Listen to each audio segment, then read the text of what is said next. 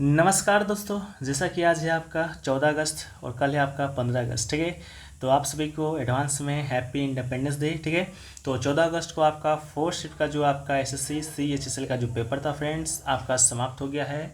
तो आज के फोर्थ शिफ्ट में आपकी जीके जिसके क्वेश्चन से क्या क्या प्रश्न पूछे गए हैं, उन सभी प्रश्नों को देखेंगे विद एक्स्ट्रा फैक्ट के साथ। ठीक है, तो चलिए वीडियो को स्टार्ट करते हैं फ्रेंड्स। बिना किसी देरी के चैनल पे नए, चैनल को सब्सक्राइब कर लीजिएगा। PDF टेलीग्राम पे मिल जाएगा, लिंक डिस्क्रिप्शन में दिया गया है। ठीक है, तो पहला जो प्रश्न आपसे पूछा गया है कि निम्नलिखित में से कौन सरोद वादक हैं। ठीक है, तो इसका जो राइट आंसर था आपके ऑप्शन में दिया गया था अमजद अली खान। ठीक है, तो अमजद अली खान इसका आपका राइट आंसर हो जाएगा। ठीक है, अमजद अली खान बंगस एक भारतीय शास्त्रीय सरोद वादक हैं जो अपने स्पष्ट और तेज अखर तानों के लिए जाने जाते हैं। इसके अलावा उनको आपका 2001 में भारत का जो दूसरा सर्वोच्च नागरिक सम्मान है, ठीक है, इस दूसरा सर्वोच्च नागरिक जो सम्मान है आपका पद्म विभूषण से सम्मानित भी किया गया था।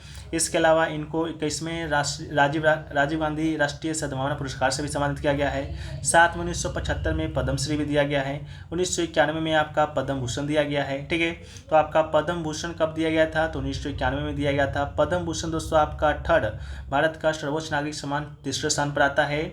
इसके अलावा पद्मश्री आपका चौथे पर आता है। ठीक है, तो सबसे पहले आपको क्या दिया गया था, सबसे पहले जो मिलेगा तो छोटा मिलेगा, तो छोटा आपका पद्मश्री दिया गया। इसके बाद उससे बड़ा मिलेगा तो पद्म भूषण दिया गया। उसके बाद आपका उससे बड़ा दिया गया तो पद्म विभूषण दिया गया। ठीक है, पहला जो आपका सर्वोच्च नागरिक सम्मान है वो आपका भारत रत्न है, जो कि इन्हें नहीं दिया गया है। ठीक है, तो आपको यही याद रखना है। ठीक है, बाकी चलिए वीडियो में आगे बढ़ते हैं फ्रेंड्स। से पहले आप लोग को बता दें, जो लोग भी SSC MTS का तैयारी कर रहे हैं, ठीक है, उनके लिए आपका जो आप बहुत सारे लोग कमेंट करते हैं कि बेस्ट बुक क्या होने वाला है। ठीक है, तो मेरे तरफ से दोस्तों आपको एक बेस्ट बुक सजेस्ट कर रहे हैं, जो कि दोस्तों आपका रुक्मिनी आपका पब्लिकेशन से है। SSC मल्टीटास्किंग स्टाफ एवं हॉलदार परीक्षा के लिए, जो कि आपका सितंबर माह में होना है। इस बुक में दोस्तों आपको 25 सेट दिए जाएंगे। ठीक है, प्राइस की बात करें तो आपको मात्र 150 रुपया प्राइस आपका इसका है। इसमें दोस्तों आपका रीजनिंग से भी प्रश्न मिलेंगे, मैथ, GK GS सभी सेक्शन से दोस्तों आपको जो सेट में प्रश्न जो कि शामिल किया गया है, जो कि आपके SSC MTS का जो भी तैयारी कर रहे हैं उनके लिए बहुत ही इंपॉर्टेंट हो जाता है। ठीक है, साथ में आपको जैसे ही बताएं आपका 25 सेट आपको साथ में दिया गया है। साथ में आपका डिटेल सोल्यूशन भी दिया गया है सभी प्रश्नों का। ठीक है, सिंगल प्रश्नों का भी आपको यहाँ पर डिटेल आपको क्या मिलेगा, सोल्यूशन भी मिल जाएगा। जिस प्रकार आप देख सकते हैं, ये नहीं कि GK GS, बाकी सब इंग्लिश का भी आपका डिटेल एनालिसिस मिलेगा। मैथ, रीजनिंग सभी सेक्शन का आपको यहाँ पर डिटेल एनालिसिस जो कि देखने को मिलेगा। तो आप लोग को ये नज़दीकी स्टोर पे मिल जाएगा। अगर नहीं मिलता है तो लिंक डिस्क्रिप्शन में दोस्तों आपको दिया रहेगा, वहाँ से भी आप लोग जाकर रीडायरेक्ट होकर आपका शायद फ्लिपकार्ट या अमेजन पर भी ये बुक आपका अवेलेबल है। तो रुक्मिनी आपका पब्लिकेशन का है, तो आप लोग इसे अपने तैयारी में यूज कर आप 4 चांद लगा सकते हैं। तो चलिए वीडियो में आगे बढ़ते हैं। ठीक है, तो सेकंड प्रश्न पूछा गया था कि महमूद जो गजनवी है पंजाब के बाहर आखिरी आक्रमण कहाँ किया था। ठीक है, ऑप्शन में दोस्तों आपका कन्नौज सोमनाथ दिया गया था। ठीक है, तो मेरे ख्याल से इसका राइट आंसर आपका सोमनाथ हो जाएगा, क्योंकि आपका जो महमूद गजनवी है उसका सबसे बड़ा जो अंतिम बड़ा जो आक्रमण था वो आपका 1025 ईस्वी में गुजरात के पश्चिम तट पर सौराष्ट्र का सोमनाथ मंदिर पर हुआ था। ठीक है, लेकिन आपका महमूद गजनवी का जो आखिरी आक्रमण था वो दोस्तों आपका 1027 ईस्वी में हुआ था, जो कि इसका 17वां आक्रमण था। इसने टोटल आपका भारत पर 17 बार आक्रमण किया है। ठीक है, जो कि पहली बार आक्रमण आपका 1000 ईस्वी से किया था। ठीक है, इसके बाद आपका 1027 ईस्वी तक 17 बार आपका आक्रमण किया है। सबसे विध्वंसकारी जो आक्रमण था आपका इसका सोमनाथ मंदिर को लूटा था 1025 ईस्वी में। ठीक है, लेकिन अगर आपका ऑप्शन में अगर आपको ये भी दिया गया होगा जाटों के विरुद्ध आक्रमण, तो ये भी आपका राइट आंसर हो सकता है, लेकिन मेरे ख्याल से आपका सोमनाथ इसका राइट आंसर हो जाएगा। ठीक है, 1027 में 7वां आक्रमण आपका महमूद गजनवी का अंतिम आक्रमण था। ये आक्रमण सिंध और मुल्तान के तटवर्ती क्षेत्रों के जाटों के विरुद्ध था। इसमें जाट है जो कि पराजित हुआ था। ठीक है, ये महमूद जो गजनवी है इतना विध्वंसकारी शासक था कि इसे लोग मृत्यु भंजक भी कहते हैं। सिर्फ मूर्ति को, जितने मंदिर में मूर्ति होते थे उसको ये क्या करता था, तोड़ देता था या लूट कर ले जाता था महंगे मूर्ति को, जो भी सोना चांदी की होते थे। ठीक है, तो सबसे बड़ा आक्रमण आपका सोमनाथ मंदिर पर 1025 ईस्वी में इन्होंने किया था। ठीक है, नेक्स्ट क्वेश्चन आपसे पूछा गया कि वो पूछा गया आपका कि कनाडा के संविधान से हमारे भारतीय संविधान में क्या नहीं लिया गया है। ठीक है, तो आपके पास 4 ऑप्शन दिए गए थे, जिसमें से एक ऑप्शन आपका समवर्ती सूची का था, जो कि कनाडा के संविधान से नहीं लिया गया है। ये जो आपका समवर्ती जो सूची है फ्रेंड्स, ये आपका ऑस्ट्रेलिया के संविधान से लिया गया है। ठीक है, किसके संविधान से लिया गया है? ऑस्ट्रेलिया के संविधान से समवर्ती सूची, यानी कि कनकरेंट लिस्ट। ठीक है, आप लोग को मालूम होगा कनकरेंट लिस्ट में उस विषय को शामिल किया जाता है जिस विषय पर कानून बनाने का जो अधिकार है आपके केंद्र को भी होता है और राज्य को भी होता है। ये आपके 7वीं अनुसूची का आपका 7वीं अनुसूची में वर्णित है, समवर्ती सूची, राज्य सूची या संघ सूची। ठीक है, इसके अलावा कनाडा के संविधान से लिया क्या गया है? तो कनाडा के संविधान से केंद्र में जो अवशिष्ट शक्तियाँ का जो वर्गीकरण है वो आपका कनाडा के संविधान से, केंद्र के द्वारा राज्यों के राज्यपाल का जो नियुक्ति होता है वो भी आपके कनाडा के संविधान से, और सर्वोच्च न्यायालय का जो सलाहकार क्षेत्राधिकार है वो भी दोस्तों आपका कनाडा के संविधान से ही लिया गया है। ठीक है, इसके अलावा ऑस्ट्रेलिया के संविधान से बात करेंगे फ्रेंड्स, तो आपका प्रस्तावना का जो भाषा है, ठीक है, प्रस्तावना का जो भाषा है वो भी दोस्तों आपका ऑस्ट्रेलिया के संविधान से लिया गया है, साथ में समवर्ती सूची भी। ठीक है, चलिए नेक्स्ट प्रश्न की ओर बढ़ते हैं। तो पूछा गया था कैश रिजर्व रेशियो, यानी कि आपका CRR कौन निर्धारित करता है? ठीक है, CRR इसका फुल फॉर्म भी बार पूछा जाता है, तो इसको भी आप लोग याद रख लीजिएगा, कैश रिजर्व रेशियो। ठीक है, क्या होता है? कैश रिजर्व रेशियो होता है। इसको निर्धारित कौन करता है? तो इसको निर्धारित दोस्तों आपका RBI करता है। RBI क्या है? तो RBI दोस्तों आपका रिजर्व बैंक ऑफ इंडिया। ठीक है, इसका फिर फुल फॉर्म याद रख लीजिएगा, रिजर्व बैंक ऑफ इंडिया होता है, जो कि भारत का क्या है? तो एक केंद्रीय बैंक है। ठीक है, क्या है? तो भारत का एक केंद्रीय बैंक है। अब आपका कैश रिजर्व रेशियो क्या होता है? तो ये आपका RBI की आर्थिक नीति का हिस्सा है, जो कि लिक्विडिटी की जोखिम दूर करने के लिए अर्थव्यवस्था में पैसे की आपूर्ति को नियंत्रित करने में मदद करता है। कैश जो रिजर्व रेशियो होता है वो दोस्तों आपका जितने भी भारत में वाणिज्यिक बैंक है, ठीक है, जितने भी भारत में आपका वाणिज्यिक बैंक है उसको उनको RBI के पास एक मिनिमम पैसा रखना पड़ता है। ठीक है, जो भी आपका RBI निर्धारित करेगा कैश रिजर्व रेशियो आपका हर महीने, हर 2-3 महीने पे चेंज हो जाता है, तो वो आपका एक मिनिमम जो अमाउंट होता है वाणिज्य बैंकों को RBI के पास रखना होता है। बात करें वाणिज्य बैंकों का, तो भारत में जितने भी बैंक है, छोटा बैंक हो, बड़ा बैंक हो, सभी बैंक आपका वाणिज्य बैंक के ही अंतर्गत आते हैं। ठीक है, तो उनको आपका छोटा सा अमाउंट रखना पड़ता है RBI के पास, उसी को हम लोग कैश रिजर्व रेशियो के नाम से जानते हैं। ठीक है, नेक्स्ट आपका है 1970 में पद्म भूषण विजेता कुमारी कमला किस नृत्य से संबंधित है? तो कुमारी कमला इसका जो राइट आंसर है वो दोस्तों आपका क्या हो जाएगा? वो दोस्तों आपका हो जाएगा कथक। ठीक है, कुमारी जो कमला है वो दोस्तों आपका किससे संबंधित है? तो कथक शास्त्रीय नृत्य से संबंधित है।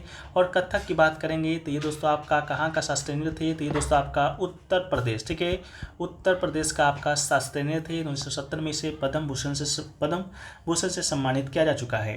नेक्स्ट आपका है हैव ए नैरो स्कैप का इडियम पूछा गया था, तो इसका right answer A बैरली successful flight from evidence of danger and trouble, इसका राइट आंसर हो जाएगा। नेक्स्ट आपका है कि 2011 के जनगणना के अनुसार सर्वाधिक जनसंख्या घनत्व पूछा गया था कि किस राज्य का था? तो सर्वाधिक जो जनसंख्या जो घनत्व था फ्रेंड्स आपको बता दें कि आपका बिहार राज्य का था, जहाँ से हम निवास करते हैं, जहाँ पर अभी हम बैठे हुए हैं। ठीक है, तो बिहार इसका राइट आंसर हो जाएगा। बात कर लेते हैं जनसंख्या घनत्व क्या होता है? तो 1 वर्ग किलोमीटर में, ठीक है, 1 वर्ग किलोमीटर में फ्रेंड्स कितने लोग निवास करते हैं उसी को हम लोग क्या करते हैं? जनसंख्या घनत्व करते हैं। तो बिहार में आपका 1 वर्ग किलोमीटर में कितने लोग निवास करते हैं? तो 1106 लोग। ठीक है, कितने लोग? 1106 लोग निवास करते हैं, तो सबसे ज़्यादा इसका है। लेकिन अब से अगर राज्य नहीं पूछा जाता, ओवरऑल पूछा जाता, यानी कि राज्य हाइफन केंद्र शासित प्रदेश पूछा जाता, तो इसका राइट आंसर क्या होता? तो राज्य हाइफन केंद्र शासित प्रदेश पूछा जाता, तो ये दोस्तों आपका दिल्ली हो जाता। ठीक है, इसके अलावा सबसे कम जनसंख्या घनत्व कहाँ का है? तो सबसे न्यूनतम दोस्तों आपका अरुणाचल प्रदेश का है। तो आप कहिएगा कि यहाँ का जनसंख्या घनत्व कितना है? तो मात्र 17। ठीक है, मात्र 17 लोग ही यहाँ निवास करते हैं 1 वर्ग किलोमीटर के अंदर। इसके अलावा 2011 की जनगणना की बात करेंगे तो आपका भारत का 15वीं जनगणना था और आज़ादी के बाद आपका 7वीं जनगणना था। ठीक है, आज़ादी के बाद मतलब 1991 में पहली जनगणना हुआ था और भारत की जो पहली जनगणना है आपका 1872 में हुआ था, लेकिन आधिकारिक जनगणना आपका 1882 में हुआ था या 81 में हुआ था, इसको एक बार आप लोग देख लीजिएगा। इसके अलावा 2011 के जनगणना का जो आदर्श वाक्य था, हमारी जनगणना हमारा भविष्य, इसका आदर्श वाक्य था। इसके अलावा सबसे अधिक आबादी वाला राज्य आपका उत्तर प्रदेश, सबसे कम आबादी वाला राज्य या संघ शासित क्षेत्र आपका लक्षद्वीप, उच्चतम जनसंख्या केंद्र शासित प्रदेश दिल्ली, उच्चतम लिंगानुपात केरल, कम लिंगानुपात हरियाणा, उच्चतम साक्षरता केरल, कम आपका साक्षरता बिहार, उच्चतम घनत्व आपका बिहार। ठीक है। नेक्स्ट क्वेश्चन है कि भारत ने पहली बार हॉकी में वर्ल्ड कप है जो कि कब जीता है। तो भारत ने अभी तक इतिहास में मात्र एक ही बार हॉकी में है जो कि वर्ल्ड कप जीता है, वो आपका 1975 में। ठीक है। 1975 में आपका कुआलालंपुर में हुआ आपका एक खिताब हुआ था, हॉकी विश्व कप हुआ था। उसी में भारत ने अब तक मात्र एक ही बार हॉकी में विश्व कप जीता है, तो राइट आंसर 1975 हो जाएगा। अगर आपसे पूछा जाए भारत ने आखिरी बार कब जीता है, तो आखिरी बार का भी आंसर 1975 ही होगा। यह आपका मलेशिया की राजधानी कुआलालंपुर में खेला गया था। इस मैच में भारत ने पाकिस्तान को 2-1 से हराया था। ठीक है। नेक्स्ट क्वेश्चन है, उससे पहले आपको बताएं कि 2023 में जो आपका हॉकी का जो विश्व कप हुआ है वो दोस्तों आपका भारत ही मेजबानी किया है। भारत अब तक इतिहास में 4 बार मेजबानी कर चुका है। ये जो टूर्नामेंट है आपका 4 साल में एक बार आयोजित होता है और भारतीय हॉकी टीम ने 1928 से 1956 के बीच लगातार 6 बार ओलंपिक खेलों में स्वर्ण पदक अपने नाम किया था। और 2020 में जो आपका हुआ था उसमें भी भारत ने कांस्य पदक, हॉकी टीम ने कांस्य पदक ओलंपिक में अपने नाम किया है। इसके अलावा 2030 का जो पुरुष का विश्व कप हुआ था उसमें जो विजेता आपका बना था वो दोस्तों आपका स्पेन बना था। इसके अलावा आपका उप विजेता आपका बेल्जियम बना था, इसको भी याद रख लीजिएगा। ठीक है। नेक्स्ट क्वेश्चन है कि दिवाली हिंदू कैलेंडर के अनुसार कौन से महीने में मनाया जाता है। तो दिवाली की बात करेंगे तो हिंदू कैलेंडर के अनुसार कार्तिक महीने में मनाया जाता है। ठीक है। कार्तिक महीने के अमावस्या के दिन आपका दिवाली है जो कि मनाया जाता है। दिवाली को हम लोग आध्यात्मिक रूप से अंधकार पर प्रकाश का विजय को दर्शाते हैं। और दिवाली के दिन अयोध्या के जो राजा थे आपके राम अपने 14 वर्ष के वनवास के पश्चात आपके कहाँ लौटे थे, अयोध्या लौटे थे। ठीक है। तो दिवाली आपका कार्तिक महीने के अमावस्या दिन के दिन मनाया जाता है। ठीक है। नेक्स्ट क्वेश्चन है ओडिसी नृत्य का जो नामकरण है वो किसने किया था। तो इसका राइट आंसर आपका क्या हो जाएगा, केलुचरण महापात्रा इसका राइट आंसर हो जाएगा। ठीक है। ओडिसी नृत्य का जो आपका नामकरण है या पुनरुद्धार है वो दोस्तों आपका केलुचरण महापात्र जी के द्वारा ही किया गया था। ठीक है। तो इसका राइट आंसर आपका क्या हो जाएगा, केलुचरण महापात्र। केलुचरण महापात्र एक प्रसिद्ध भारतीय शास्त्रीय नर्तक हैं, गुरु और ओडिसी नृत्य के प्रतिपादक भी हैं। इसके अलावा जिन्हें 20वीं शताब्दी में इस नृत्य के पुनरुद्धार और लोकप्रिय बनाने का श्रेय दिया जाता है और उड़ीसा से पद्म विभूषण पाने वाले वो पहले व्यक्ति भी हैं। इस बात को भी आप लोग याद कर लीजिएगा। नेक्स्ट आपका है कि मोहम्मडन एंग्लो ओरिएंटल कॉलेज का स्थापना है जो कि किसने किया था। तो इस कॉलेज का जो स्थापना है ऑप्शन में आपका सैयद अहमद खान दिया गया था, जो कि आपका राइट आंसर था। जो मोहम्मदन एंग्लो ओरिएंटल कॉलेज है वह आपका मुसलमानों के लिए एक वैज्ञानिक सोसाइटी था जिसकी स्थापना 1863 में सैयद अहमद खान जी ने किया था। ठीक है।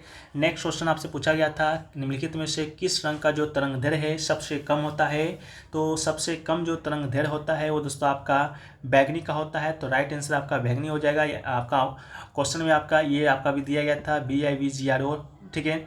इसके अलावा दृश्यमान प्रकाश विद्युत चुम्बकीय स्पेक्ट्रम का हिस्सा होता है। स्पेक्ट्रम इस भाग में विभिन्न रंगों की एक श्रृंखला शामिल है जो कि विशिष्ट रंग दैर्घ्य द्वारा दर्शाई जाती है। ये रंग दोस्तों आपका बैंगनी, आसमानी, आपका नीला, हरा, पीला, नारंगी, लाल। ठीक है। तरंग दैर्घ्य बैंगनी से लाल तक बढ़ता है, जो कि लाल प्रकाश की तरंग दैर्घ्य सबसे लंबी होती है और बैंगनी की तरंग दैर्घ्य सबसे कम होती है। तो सबसे ज़्यादा आपका लाल हो जाएगा, सबसे कम पूछा गया था तो आपका बैंगनी हो जाएगा फ्रेंड। ठीक है। इसके अलावा नेक्स्ट क्वेश्चन आपसे क्या पूछा गया था, वो पूछा गया है कि हिमालय पर किस प्रकार के वन हैं जो कि पाए जाते हैं। तो हिमालय पर बात करेंगे फ्रेंड्स तो आपको बता दें हिमालय वनस्पति को मोटे तौर पर 4 प्रकारों में वर्गीकृत किया जा सकता है। ऑप्शन क्या दिया गया था मुझे इसका अनुमान नहीं है। 4 प्रकार कौन कौन से हैं, तो एक आपका उष्ण कटिबंधीय है, उपोष्ण कटिबंधीय है, शीतोष्ण है और अल्पाइन है। ठीक है। जिनमें से प्रत्येक मुख्य रूप से ऊंचाई और वर्षा द्वारा निर्धारित में प्रचलित है। हिमालय की बात करेंगे तो ये दोस्तों आपका एक नवीन वलित पर्वत है। ठीक है।